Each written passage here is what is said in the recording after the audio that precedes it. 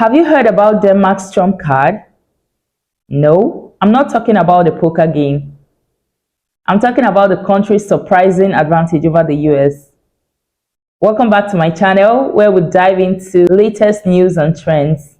Today I'll be reacting to a video that's got everyone talking. Denmark's big fat trump card. Let's see what all the fuss is about. Donald Trump has only been in office for close to 2 weeks.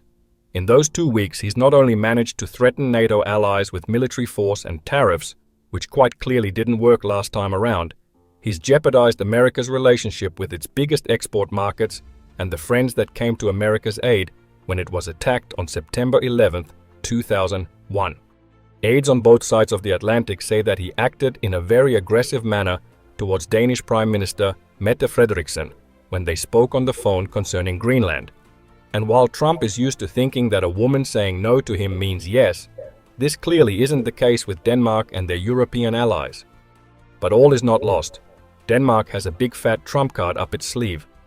It is related to one of the largest public health issues in the US, and in this regard, Denmark holds all the power, namely the average waist size in the very large US population.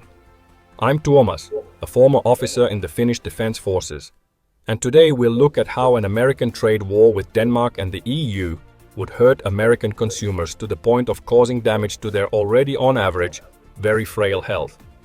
You see, Denmark's largest company is also the company in Europe with the highest registered value. It is called Novo Nordisk, and it specializes in semaglutide drugs. Now, you may wonder what a semaglutide drug is, but to you and me that is Ozempic, Wegovy, and so-called diet and diabetes medication.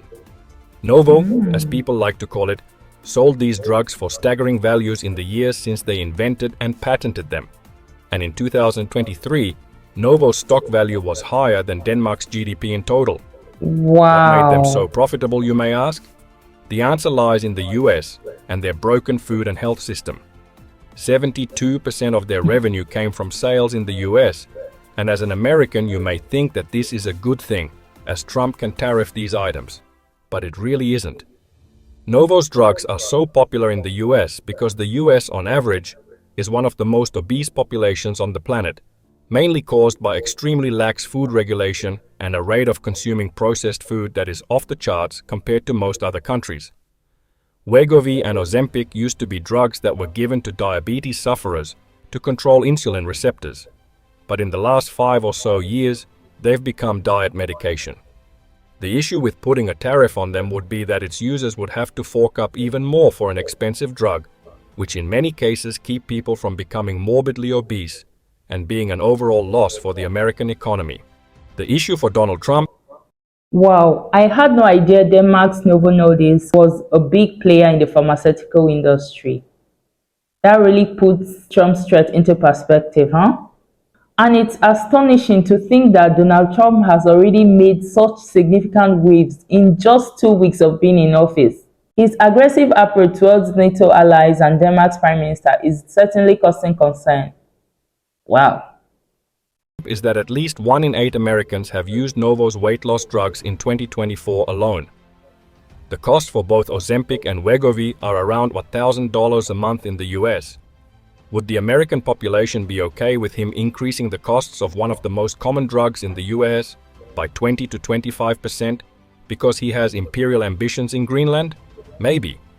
Funnily enough, the parts of the US population who are most likely to use these drugs are adults aged 50 to 64. Guess who this age bracket in large parts voted for? You guessed it, Donald Trump. Donald Trump. Now, you may think that Americans can go elsewhere for their diet drugs, but the reality is that Novo owns the patent for Ozempic, Wegovy, and a wide range of the diet pills now being consumed at fantastical rates in the US. It's Denmark's ultimate soft power card, and it'll hit the one country on earth who needs these drugs the most. You see, it isn't just obesity in itself which is an issue in the US. It is also the prevalence of diabetes type 2, often linked to the high consumption of sugar and calories, mixed with little to no exercise. A staggering 10% of the US population has type 2 diabetes, and the prevalence is higher the further Midwest and South you go in the US. Now, these sufferers don't need to take Ozempic or Wegovy, but they definitely need insulin, guess who makes the most insulin worldwide? You guessed it, Novo Novo Nordisk. Nordisk. Novo makes roughly 50% of the world's insulin, meaning that if Donald Trump tariffs Denmark, the two other large producers of insulin will just follow the price increases to the benefit of their bottom line. Polls recently also suggest that on average, American voters for both parties are generally very negative towards Donald Trump's threats against allies. In Greenland, even less people want to be part of the US empire, with only 6% of Greenland's population being positive towards this move, maybe on account of how the US treats its native population and the fact that many Greenlanders are native Inuit people. Furthermore, many Europeans now consider the US a bigger threat than North Korea. And the ramification of these silly outbursts by Donald Trump is likely not doing America's standing in the world any favors. At all. Denmark, as noted earlier in this video, suffered a much higher casualty rate per capita than the US in the American-led war in Afghanistan. The US as a whole is looking like an ally which can no longer be trusted. In our previous videos we discussed how France was likely right on the US long ago, and how losing Europe's arms market would be devastating for Trump. You may find those videos interesting, so I'll leave them in the comments and description below. To the people of Denmark, Finland stands with you.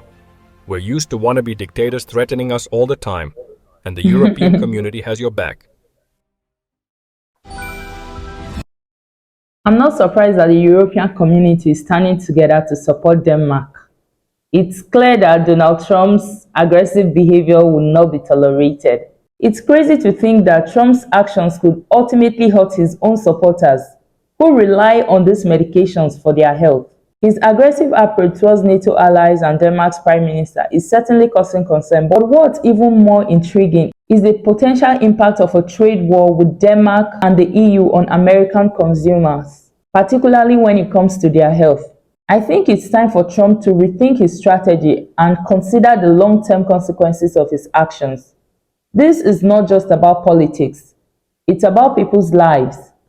This video really highlights the importance of diplomacy and international cooperation. Trump's America First approach is clearly not working. He honestly needs to rethink his strategy and consider the long-term consequences of his actions, because people's health are involved. It's not just about politics. But then again, guys, I'm curious to know more about the impact of Trump's tariffs on the pharmaceutical industry. Has anyone else looked into this? If you have, let me know in the comments, okay? And let me know what you think about this video. Let me know your thoughts in the comments. Thank you guys for watching. Until next time. Bye.